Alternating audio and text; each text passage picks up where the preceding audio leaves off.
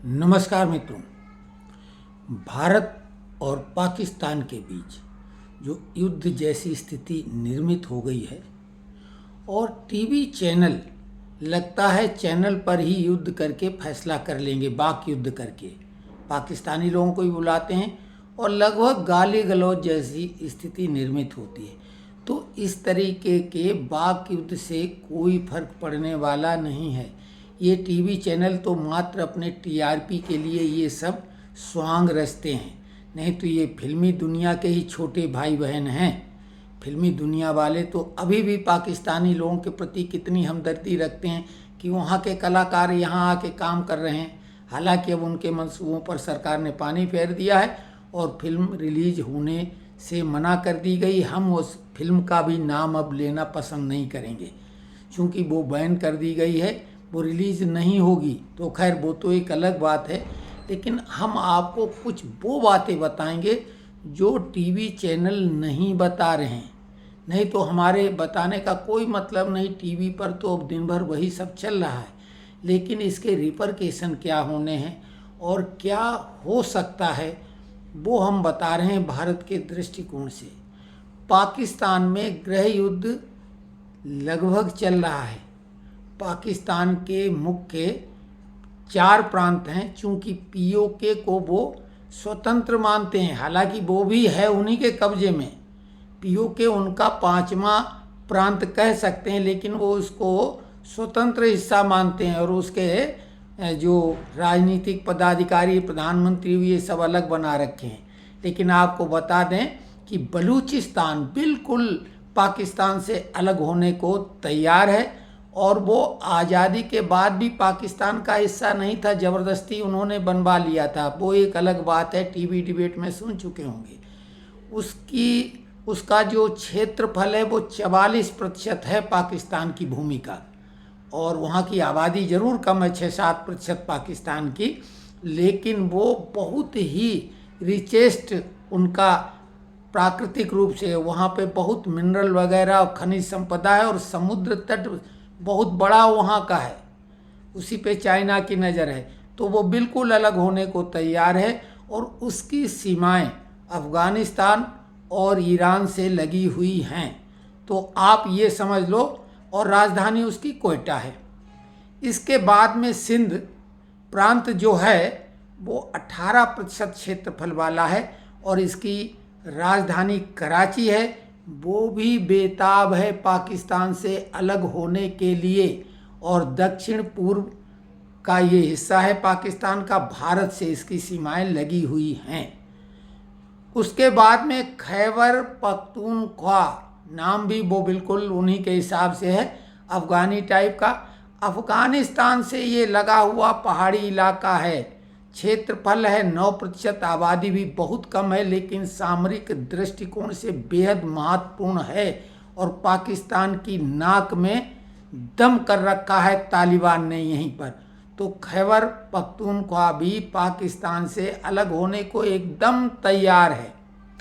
इसके अलावा भी पीओके, पाकिस्तान ऑक्युपाइड कश्मीर, ये भारत अपना हिस्सा घोषित कर चुका है।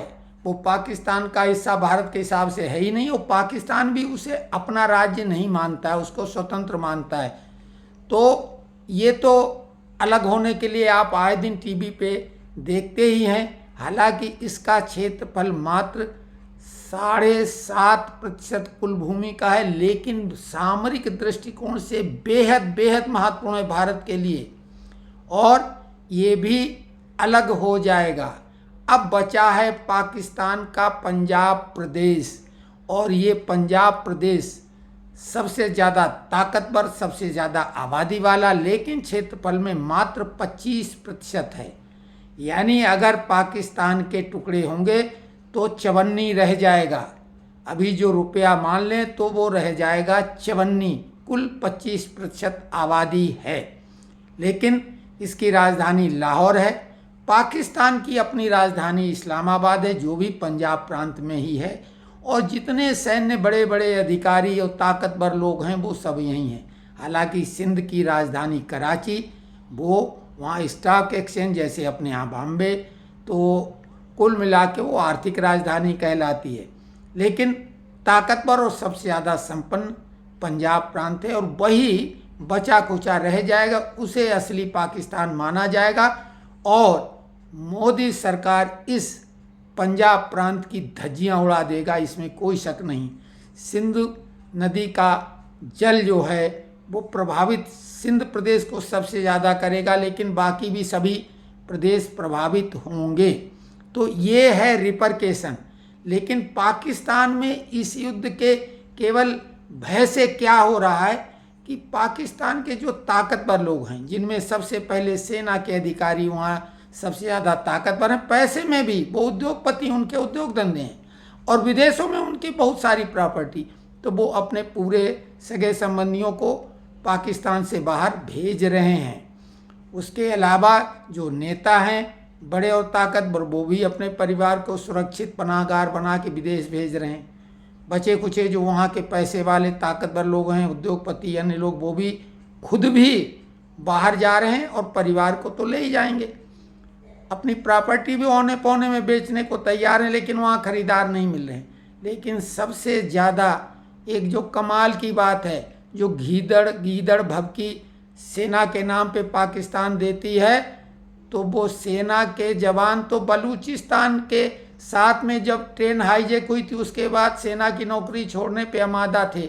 बोले थे हम जाके अरब कंट्री में मजदूरी कर लेंगे, वहाँ टॉयलेट साफ कर लेंगे, लेकिन जान तो बची रहेगी। और अब खबरें आ रही हैं कि अधिकांश सैनिक लोग जो हैं वो नौकरी छोड़ने पे आमादा हैं।